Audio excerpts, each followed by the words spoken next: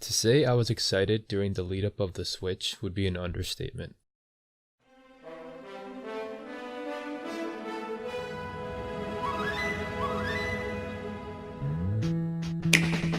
After over a year of hearing nothing but rumors, going through what felt like a drought with the Wii U in 2016, and watching multiple videos covering this NX console, we finally got to see what it was on October 2016.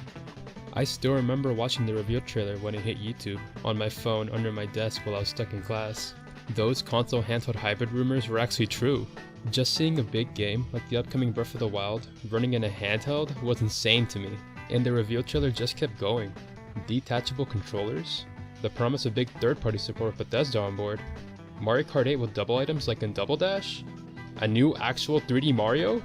All my questions would be answered in January, where we would finally see more information about the console and the games that were coming. Because Splatoon did so well, Nintendo decided not to stop that creativity and developed a new game called ARMS. Splatoon would also be getting a sequel. Xenoblade Chronicles 2 was actually happening.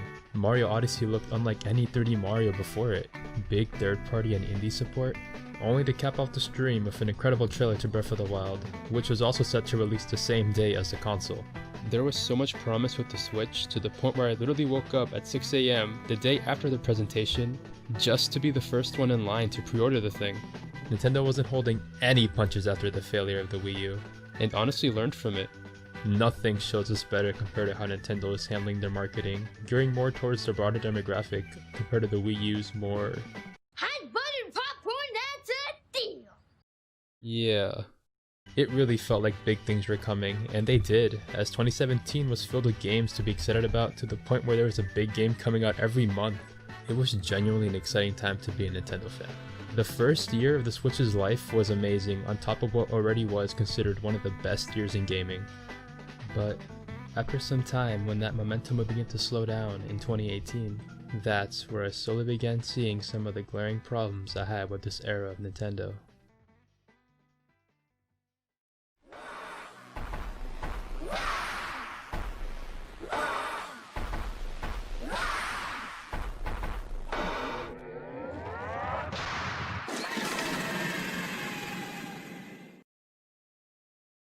I gave a pass on Splatoon with its free DLC update model before because it just works well with a game of its kind. However, because it worked so well, it began to bleed into other series where I can't say it worked so good for them. While I still love ARMS, even I could admit that it was severely lacking in content at launch with only 10 playable characters and no real story mode whatsoever. While the character problem would be addressed through updates, the game would still be lacking in other departments. Kirby Star Allies was honestly a hollow Kirby experience after what I considered one of the best Kirby games in the series. They would continue to update the game as series favorites, which was cool to check out, but it never changed how short and lackluster the main game actually is. While leagues better than what Ultra Smash was, Mario Tennis Aces also followed the same style. While the core gameplay is the best in the series in my opinion, it was still lacking in content compared to one of its predecessors, leaving it to rely on free DLC characters through updates. It just feels to me that they're releasing incomplete games and making them feel more complete down the line. And in some cases, they don't even feel complete at all. I understand that due to the Wii U's failure that they wanted to secure big names on the console right off the bat, and I would have been okay with it if they were like $40 US, but for $60 at launch with what little content came included, and to keep it that way without any permanent price drop, it just feels to me that they weren't worth their actual value, just like my next topic. Nintendo Switch Online.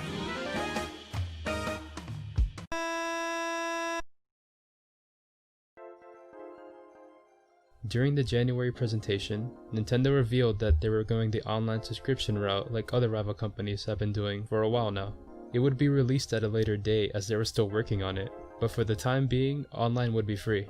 I was a lot more forgiving towards any connection problems during this time because of course, online was free, and they would hopefully have it fixed by the time that subscription model came out, right? 2018 came, and the service would roll out. Honestly, at the time, I was okay with it because I really thought they would at least make their online services a lot more tolerable, as Nintendo has always been leagues behind when it comes to this.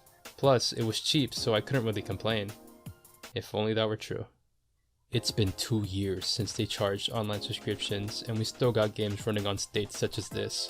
And don't even get me started on how you have to use a mobile app just to work voice chat with specific titles. Why does this exist? It just adds all these extra steps for what could have been built on the console from the start. Where are parties, where you and your friends can all group up for a game of Mario Kart or a match of Splatoon? Where are invites? Messages? It really doesn't feel like that much effort was put into online for what people are essentially paying for. But hey, they give out free classic games, right?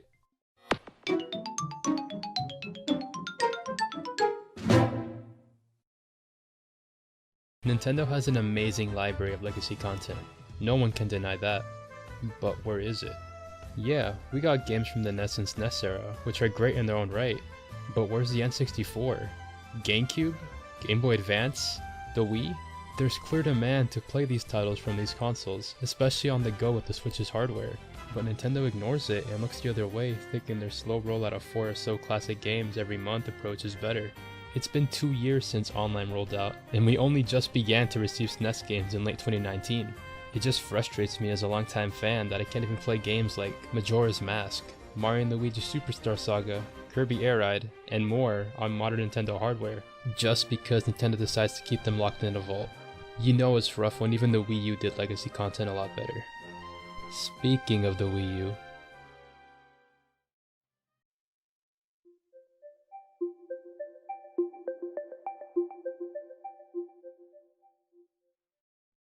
look, I get it. They're re-releasing a majority of the Wii U library on Switch to reach a much larger audience than the Wii U could ever dream of. And if I'm honest, I'm even guilty of being excited for Mario 3D World myself. It's great that these games are being released with a much larger audience in mind. But as a Wii U owner, these past 2 years I felt like Nintendo's major new Switch games are mostly just ports or slightly enhanced versions of games we already played. For $60. Do you remember when they announced Tropical Freeze was coming to Switch and took the Wii U version off the eShop because it was selling for $20 over there? I guess playable Funky Kong really raised up that value. This extends beyond Nintendo, where even some major third-party games are more expensive on Switch than other platforms. Why games like Doom 2016 and Dragon Quest XI's are still $60 is beyond me, when they go for a lot cheaper elsewhere. People are gonna bring up that it's due to the Switch tax, or that it's worth it because it's portable. And yeah, I love the Switch for its portability, and I understand the time and sacrifices it must take for them to work at such a state. But honestly, it just feels like we're paying more for inferior versions of the same game. Going back to Nintendo in this case, the fact that a collection of 3 mostly untouched 3D Mario games is going for $60 in 2020 is concerning, but not as concerning as its limited release.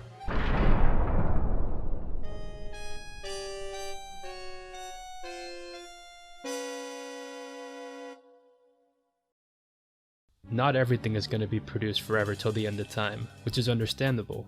But what I don't understand is why Nintendo is limiting some of their releases in such short time frames. Why make 3D All-Stars only limited till March 31st of 2021? I'd get it if it was only the physical release, but why the digital one too? I initially thought it was because that's when Mario's 35th anniversary ends, but then why is Fire Emblem Shadow Dragon also going down that date? There's a possibility they're planning some kind of virtual console, which I'd be happy for. But then why take the newly released Mario 35 down as well on the same date? I'm really not sure their reasoning as to why they're doing it. Yet, as it stands, whether intentional or not, it just comes off as very anti-consumer, creating this artificial scarcity leading to scalpers having a field day online. But this anti-consumerism has a bigger problem elsewhere.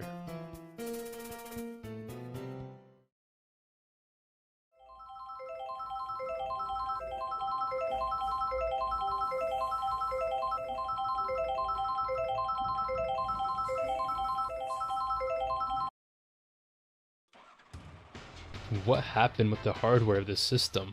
I'm certain you all know about the Joy-Con drift. I'm willing to bet that you've had it on a pair or two at one point. Yet, Nintendo doesn't seem to think it's that much of an issue. I know someone is going to bring up the fact that they offer free repairs, and it's true that they do. In fact, I sent 2 pairs in and I got them fixed, which only lasted a week before getting back to drifting again.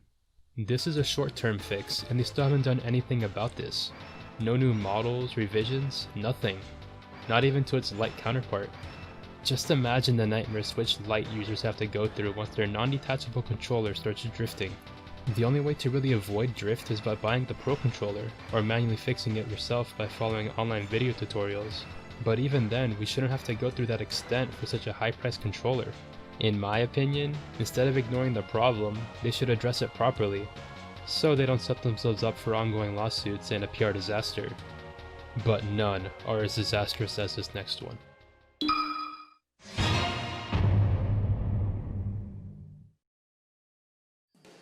I'll just flat out say it. I agree that Nintendo has every right to take action when others are using their intellectual properties, but only in some cases. I'd be a lot more understanding of circumstances where people are using their IPs in ways such as those who make bootlegs of their characters or hardware, using their games or characters in political ways, or selling repo cards for their games.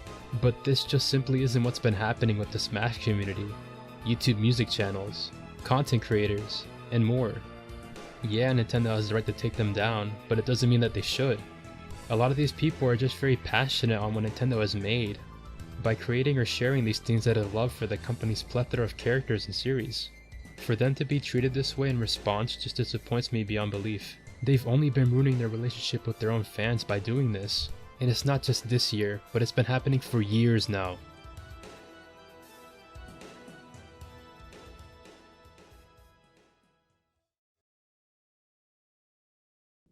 Open your eyes.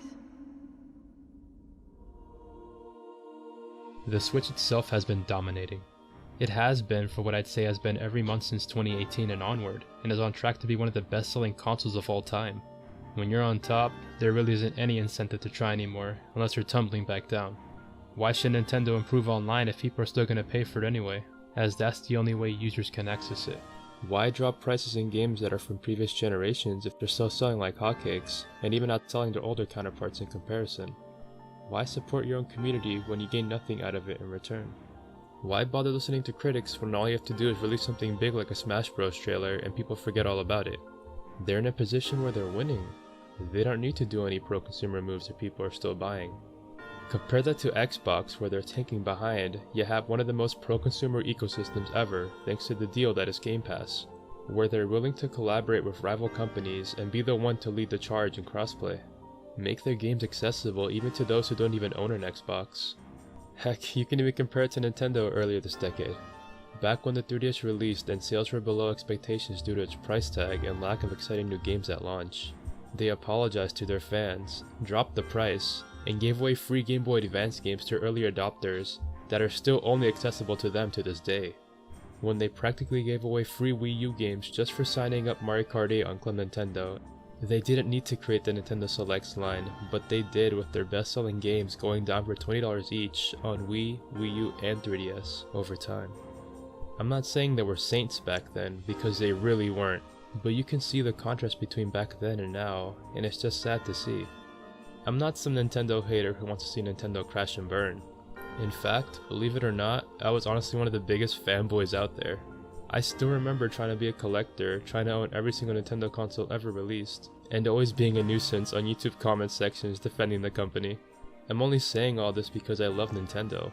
They've always been a part of my childhood since the N64, and I just want them to do better. I ain't expecting any big changes on the things I talked about, but it'd be a nice change of pace from 2021 and onwards to see some great decisions come out of this company, to have a better relationship between them and their fans, to have games to be excited about that aren't unfairly priced ports, to have games that actually feel complete at launch, to have a virtual console library that's actually full of variety, to have a properly functioning online, and to revise the Joy-Cons. Please fix the Joy-Cons.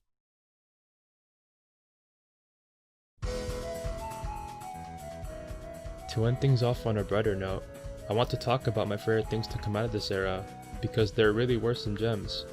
We got Breath of the Wild, arguably considered one of the best games ever made by many. Super Mario Odyssey, which is a return to form and a natural evolution of 3D Mario. Octo Expansion, which was literally one of the best DLCs I've ever played. ARMS and Ring Fit being that creative and experimental side of Nintendo that I love to see. ARMS especially, with its great character designs, aesthetic, and banging music. I really hope to see a sequel in the future.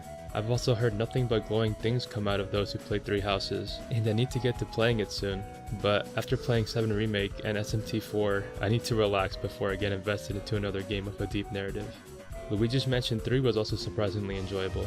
It ain't my favorite in the series, but it was a step in the right direction. Plus, those cutscenes are honestly amazing. Smash Ultimate, while also not my favorite in the series, is still an incredible achievement by Sakurai and his team. They literally brought back everyone in almost every stage, on top of adding new ones, especially with favorites of mine finally making it in like Banjo and K. Rool. But most importantly of all, Nintendo nailed getting third-party support this time around, especially with indies.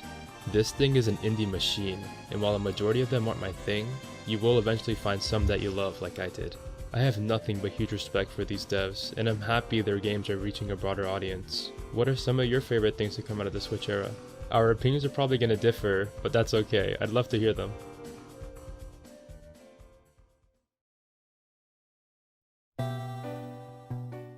I just want to say thanks for sticking with me to the end of the video. It just feels great to talk about something I genuinely feel passionate about. I've always had this script in my head for a while now, and I guess with enough time staying home with how the world is right now, and finishing my public speaking college course with an A this semester, it gave me the confidence to try this. I honestly don't know if I'll do something like this in the future again, unless there's interest in it. Maybe I can review older games starting with the N64, or talk about specific game series and upcoming releases. My Wario video blew up, maybe I should do another one? I still don't know yet. I'd appreciate any feedback and recommendations though, and with that, I hope you all have a good one.